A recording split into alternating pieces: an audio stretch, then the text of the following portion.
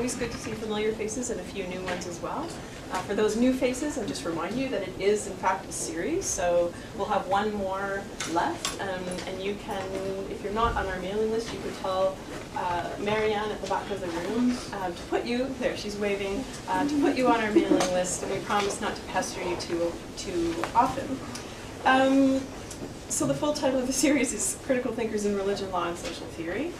And today, as I'm sure you already know, we're happy to have Grace Davie with us. Grace is here not only as our critical thinker, but I'm really happy to tell you she's also here as our distinguished visiting researcher in the Department of Classics and Religious Studies. And so she's actually on campus until March 22nd. She's already got into things and has already run a workshop for graduate students yesterday. And she's well known actually internationally for her mentoring of graduate students. And so if you haven't had a chance to meet with her, she's currently, I think, scheduling meetings with graduate students next week, if I understand correctly. And the week after. And so if you'd like to meet with her, I'm sure she'd be absolutely pleased to do so. And as I said, she has a reputation for mentoring people all over the world. Before I introduce Professor Davie, I would just like to thank my co-organizers, André La Liberté, who's here, André in the front row, Elke Winter, who's also here, Sonia Sika, who's in India, and Pascal Fournier, who can't be with us. She's on sabbatical, doing something really interesting, no doubt. The series is, for the most part, sponsored by the research chair that I hold, Canada Research Chair in the Contextualization of Religion in a Diverse Canada. I also want to thank Heather Shipley, who is the project manager for the Religion and Diversity Project, which is linked to the Critical Thinker series. Marianne Abu Hamad, who is the project assistant, who is also the woman who will take your email and send you various bits of propaganda from us if you'll allow us to do so. Tess Campo, who, where's Tess? I'm right here. Oh, Tess. Tess, who's filming all of this, as a matter of fact. Thank you, Tess. And now over to the brief introduction I'll give to Grace, who's come to us from the University of Exeter, where she's Professor Emerita. And this means retired.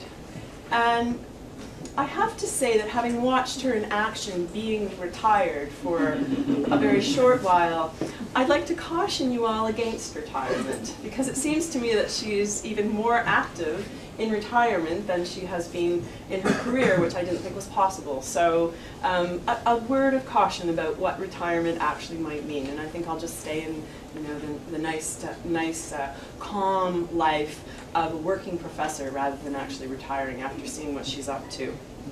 Grace is well known for her research on sociology of religion, and I'll just name a few of her books and then ask her to come up. Her publications include Religion in Modern Europe, The Sociology of Religion. She's co-author of Religious America, Secular Europe, and without further ado, I'd like you to join me in welcoming Grace Davie. Thanks, Grace.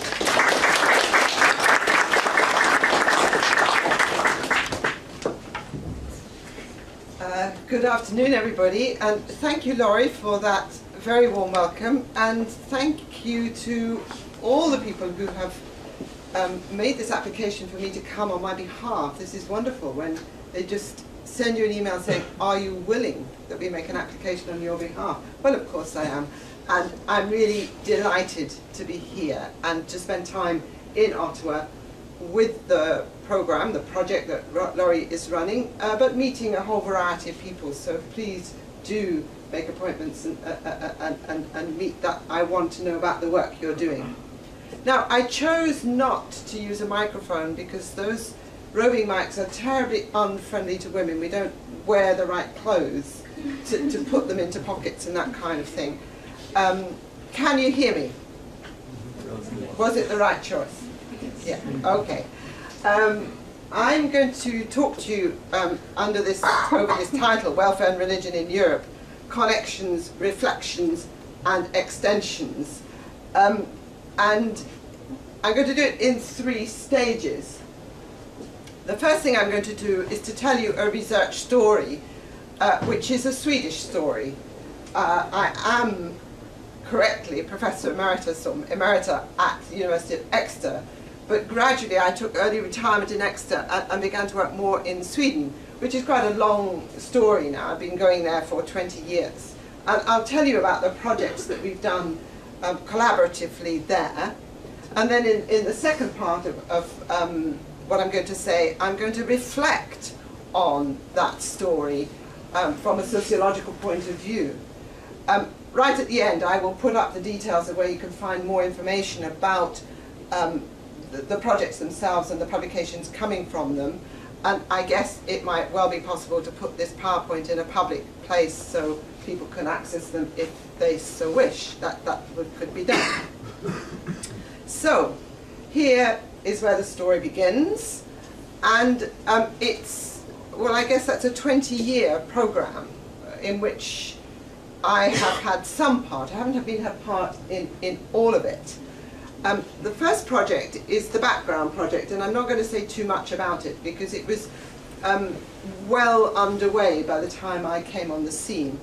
But what it did was to work, do a whole series of research and publications around 2000, which was the moment when the Swedish Church, the Church of Sweden, changed its status from being a state church to a free folk church. And the team in Sweden examined this from all sorts of points of view. Some of which were to do with welfare issues and whether the state church should or shouldn't be involved in the delivery of welfare. And in the project was an international reference group of which I was part, and the Welfare and Religion project, the one that's going to be the one I talk about most, grew out of that. And this is one of the most key things, of course, in collaborative research, is that you build your team. And you have to build a team that you can trust. And it's much better if you know the individuals. More of that later. Sometimes it goes badly wrong when you have partners that don't quite understand the codes and what you're doing. Welfare and religion in a European perspective, I'll develop all these in a minute, mutates into welfare and values in Europe, which was funded by the European Union, the European Commission, and again we'll develop that. And that in turn is, as it were, the springboard for the application which turns into the research centre, or the programme of work called the Impact of Religion, which has had some relationship with the work here in Canada, which has been a very fruitful partnership, which I hope will continue. And I come with, you know, warm wishes from colleagues in Sweden saying we really do want to develop this collaborative activity. So I hope that will be part of what I'm doing here. So let's go back to REP, which is the first of the welfare projects. I'm going to call it REP. It stands for Welfare and Religion in a European Perspective.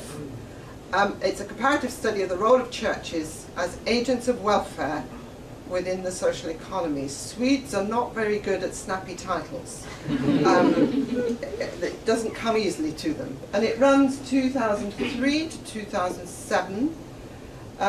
8 national case studies, 25 researchers, mostly in pairs of a senior researcher and what we call the junior researchers, who were normally doctoral, postdoctoral students. Working with them has been one of the real pleasures of my career recently. A fantastic group of young, maturing students, and watching them mature in their careers and then jump off into jobs and sort of develop. That has been a very, very pleasing activity. It's funded by the Swedish bank Tercentenary Foundation, which is a major sugar daddy in Sweden. And it was very generously funded, which was rather different from the European project, because the Swedish bank were really prepared to pay salaries and not just research costs. And if we hadn't had this one, and the generous funding, a lot of what followed would not have been possible, because it gave us room around the margins to do extra things. You can find more about it if you want to. And here we are. You know where we are? Can you get it? We're in Paris in the spring. That was fun. You'll see sometimes we were in Sweden in the winter. That was less fun. But we tried to do our research meetings. I mean, we did a wonderful one on or in Lesbos. I'm not quite sure which you would say. We met in Finland, we met in Heidelberg, we met in Paris. It was a wonderfully international project. It was most enjoyable. That's just to prove we exist. But here are the countries. Now just think this through. It's top heavy with Nordic countries. Why? Because it's Nordic money. And you know, people who pay pipers call tunes. It's quite difficult to avoid this.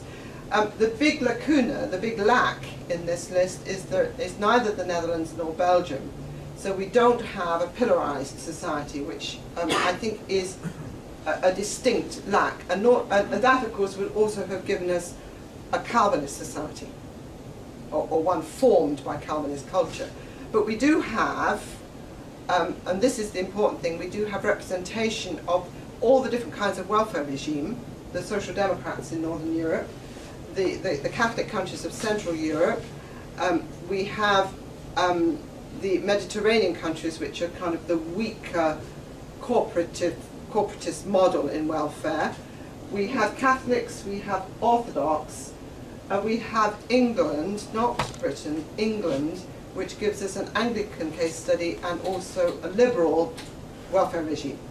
So we covered the bases pretty much, with the one lack that we didn't have a Calvinist case and we didn't have the Netherlands, and I regret that. And in terms of our case studies, because the focus was on a middle-sized town and really what happened on the ground in that town, and the towns are neither big nor small nor special nor anything in particular, they're just towns. Now, of course, all towns are distinctive. So in anything in rep, you have to be a little bit careful about generalization.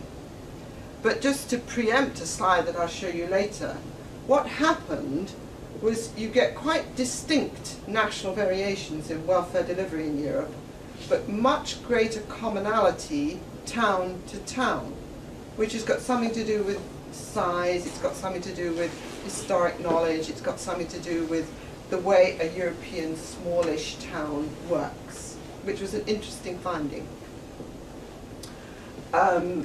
If you go into the website, you'll find a map with all those places on, and in fact I have a map which when we add in the wave additions. What was our aim? To analyse the function of majority churches and their attached organisation as providers of social welfare. Simply, what do these churches do?